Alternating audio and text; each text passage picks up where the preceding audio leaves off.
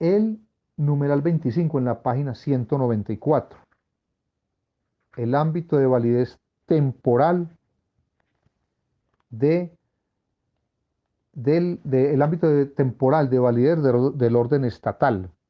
Es decir, lo que veíamos en la clase pasada, cuándo empieza y cuándo termina un estado.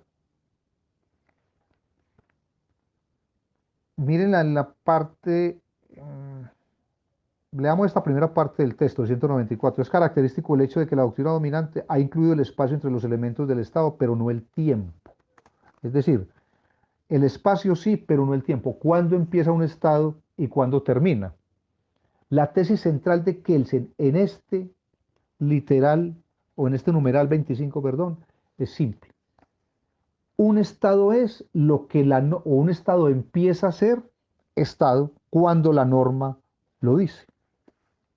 Miren que la tesis de Kelsen, la teoría tradicional se ha ocupado de eso, a pesar de que la última clase, perdón, veíamos las formas de crearse de un estado. Recuerden, ex novo, por fraccionamiento, por fusión, por desmembración, en fin. La teoría kelseniana entonces es que tan válido es lo que él dice sobre el poder de la norma, sobre los elementos físicos, que un estado empieza a ser estado cuando la norma sí lo dispone. De esa perspectiva, Kelsen estaría la tendencia jurídico-constitutiva. Recuerden lo que veíamos la vez pasada. En la página 195 afirma Kelsen, ahí empezando la página. Cada orden jurídico surge con la pretensión de valer eternamente, dice Kelsen. Y por eso, sobre todo en las antiguas teorías, se encuentra citada entre las propiedades del Estado la perpetuidad, con la cual dábase una nueva analogía entre la persona del Estado y la de Dios, uno y único. Ciertamente hay que guardarse de ver en esta perpetuidad, él lo pone en comillas, otra cosa que una expresión del hecho de que el contenido de la validez del orden estatal supuesto soberano y convertido, por tanto, en orden universal, no tiene límites definidos. Sin embargo, el derecho internacional contiene normas positivas que determinan en qué momento debe considerarse nacido un nuevo Estado o desaparecido un Estado antiguo. Con otras palabras, el derecho internacional circunscribe o limita el hecho con el cual comienza la validez de un orden jurídico estatal nuevo y aquel otro con el cual termina esa validez. Miren ustedes, ¿qué es entonces o cuál es el punto que desarrolla en este numeral 25 Kelsen? La teoría tradicional no se ha ocupado del tiempo, se ha ocupado de los elementos, pero no ha incluido el tiempo. Lo que plantea Kelsen es, bueno, asumía el Estado como una entidad eterna, ¿no? En las antiguas teorías, un Estado es y será siempre, según esa teoría antigua que menciona Kelsen. La teoría central aquí, o la tesis central de Kelsen es, un Estado empieza a ser como tal, cobra vida, cuando una norma lo plantea, cuando una norma lo dispone. Y esa norma no es otra cosa que la norma del derecho internacional. Es lo que plantea Kelsen en este caso para reforzar su tesis acerca del privilegio normativo en la teoría del Estado.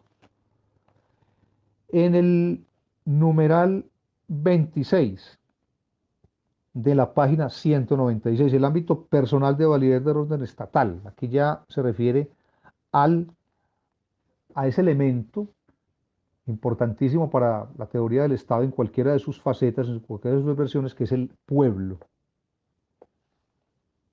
Y Kelsen de igual manera refuta la teoría tradicional, la teoría naturalista, la teoría marxista, la teoría historicista, en el sentido de ver al pueblo asumido como elemento del Estado como un conjunto de individuos o de personas asentadas en un territorio. Tesis básica. Pueblo es aquello que la norma dice lo que es. Ahí en esa página, repito, 196, empezando el numeral 26, dice el autor: de los tres elementos del Estado, el segundo es el pueblo. A pesar de la tendencia a considerar situado al Estado en el reino de la naturaleza, el concepto de pueblo tiene un sentido normativo. El contenido regulado por las normas jurídicas es conducta humana, lo mismo que la del territorio. La unidad del pueblo está fundada por la unidad del orden jurídico. Una pluralidad de hombres no constituye unidad, sino porque existe un orden jurídico unificado. Se trata de una unidad puramente normativa y ya antes indicó que es un vano propósito considerar al pueblo o al Estado identificado con él como una unidad natural, sin perjuicio de conceder que cuanto más marcadas sean las tendencias hacia esa unidad, conocida bajo las formas de interacción psíquica, de paralelismo entre la abolición, la representación y el sentimiento, tanto más favorables serán las condiciones naturales del nacimiento y desarrollo de las ideologías del Estado. Pero, como rama de la teoría general del Estado, la doctrina acerca del pueblo no se refiere a las cualidades físicas o psíquicas de los hombres que la constituyen. No es una etnología, como disciplina científico-naturalista. Los problemas tratados en la teoría del pueblo estatal no son más bien de naturaleza puramente jurídica. La teoría en cuestión es una teoría jurídica. Si se considera que el Estado es un orden normativo, el elemento que contiene el concepto de pueblo estatal no es propiamente la unidad de una pluralidad de hombres, sino acciones y omisiones humanas, pues el hombre no está sometido a la totalidad espiritual y física de su poder, al poder del Estado. Leo esa cita tan larga para explicar el capítulo, que es largo además este capítulo. ¿Qué es lo que quiere decir, o esta parte del capítulo, qué es lo que quiere decir el autor aquí? El pueblo no es unidad nacional, como se ha considerado tradicionalmente. Miren ustedes, se dice, el pueblo colombiano. Para pertenecer al pueblo colombiano no basta nacer en Colombia, hay que tener además un sentido de pertenencia al Estado. Entonces, pueblo es, para la teoría tradicional, unidad de propósitos, unidad de derroteros, unidad de objetivos. Kelsen asume esta teoría como equivocada. No es cierto. Para Kelsen, el pueblo es ese conjunto de individuos que, como conjunto de individuos, está sometido a un orden jurídico, a ese orden jurídico. El ejemplo es relativamente fácil de entender. En un territorio, piensen ustedes en Colombia, que para la teoría tradicional es un espacio físico, pero para aquel es un escenario meramente normativo. En un territorio hay un conjunto de personas. En el caso colombiano, supongamos que sean 50 millones. Son 50 millones, ¿no? La teoría tradicional diría, el pueblo colombiano tiene 50 millones de personas. Por tanto, esos 50 millones de personas asentadas en ese territorio, asumidas como pueblo, conforman uno de los elementos del Estado. Kelsen dirá, no necesariamente. Para que esas 50 millones de personas sean elemento del Estado, tienen que estar sometidas a las normas que establece ese Estado. Y resulta que Kelsen dice, en un territorio que tiene una población determinada, hay excepciones. Hay personas que no están sometidas al ordenamiento del territorio en el cual están asentadas por un tiempo. Digo, en lo normal, pues, en lo comprensible de las normas. Pienses en este ejemplo, una misión diplomática, por ejemplo. Esa misión diplomática llega al territorio del Estado y cumple funciones diplomáticas, las embajadas, los consulados, ¿no? Esas personas de las embajadas y de los consulados, mientras estén en esa embajada, en ese consulado, ubicado en territorio nacional, están sometidas a un ordenamiento diferente. ¿Y cuál es ese ordenamiento? El del Estado al que representan diplomáticamente. Por tanto, no es cierto esa condición natural del pueblo que por el solo hecho de estar reunidos en un territorio y de estar agrupados en esa unidad nacional, comillas, y asentados en ese territorio, no es cierto, digo, o dice Kelsen, que constituyan pueblo. Pueblo para Kelsen es ese conjunto de personas que están sometidos al orden jurídico. Sometidos al orden jurídico no estarán, por tanto, esas personas que hacen parte de una misión diplomática, o pienses en otro ejemplo, una base militar, una base militar extranjera, quienes conforman una base militar extranjera están sometidos a las normas establecidas por ese gobierno que representan. Un extranjero que viva en Colombia puede no tener la nacionalidad colombiana, anda por las calles, habita un domicilio determinado en una ciudad X y está sometido a las normas del país, a las normas del Estado. Miren que no haría parte del pueblo colombiano porque no tiene la ciudadanía, ni siquiera es residente aquí, está por unos días, pero si esa persona comete un homicidio, pues podría operar la extradición, pero se le puede procesar aquí, en caso de que no haya extradición, por el delito que haya cometido, a pesar de no hacer parte del pueblo. Pienses entonces en eso, no es la nacionalidad o la pertenencia simplemente a ese territorio. El orden jurídico entonces estatal es un orden coactivo que rige sobre un conjunto de individuos. Ese conjunto de individuos entonces es ese conjunto de individuos sometidos a ese orden jurídico es el que, para que él se constituye el pueblo.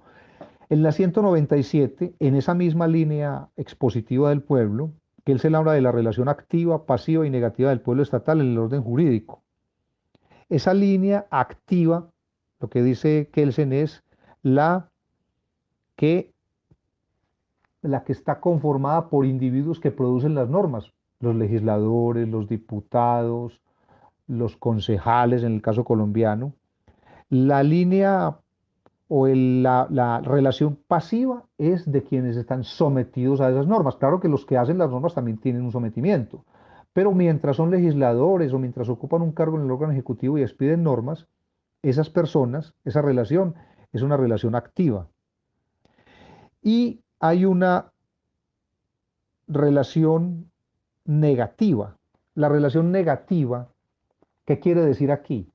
Que hay esferas del derecho, es decir, del orden coactivo del Estado, que no cubren los actos de los individuos.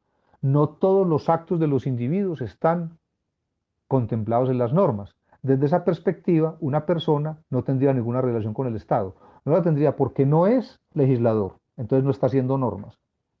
Y no la tendría de manera pasiva porque no está sometido a una disposición determinada. Les doy un ejemplo. Una persona que no tenga hijos no tendrá obligación de proveer alimentos a los hijos. Y si no tiene padres, no tendrá obligación de proveer alimentos a los padres. Desde esa perspectiva, no hay una obligación porque la norma no lo cubre a él. Una persona que no tenga propiedad no tiene obligación de pagar impuesto predial. Esa norma no va para él, tendrá otro tipo de obligaciones. En ese sentido, lo que llama Kelsen aquí relación negativa no es más que una relación de libertad. Es decir, no hay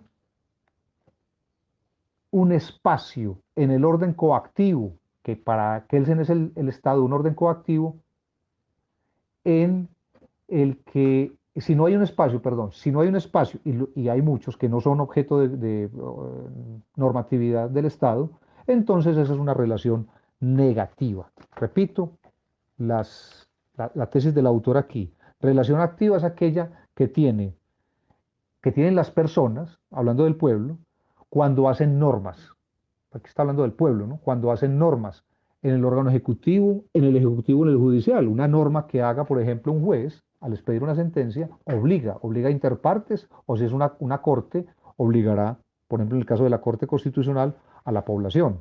Esa es una relación activa. La relación pasiva es aquella que somete al individuo por la norma. Todos estaríamos en principio sometidos a las disposiciones del Estado, pero hay esferas en las que no, el Estado no dispone. Entonces esa relación que llama Kelsen negativa es una relación de libertad. Eso es lo que significa pues ese numeral o ese literal B de la página 197, la relación activa, pasiva y negativa del pueblo estatal. En la página 199, los derechos públicos, subjetivos y especialmente los derechos políticos.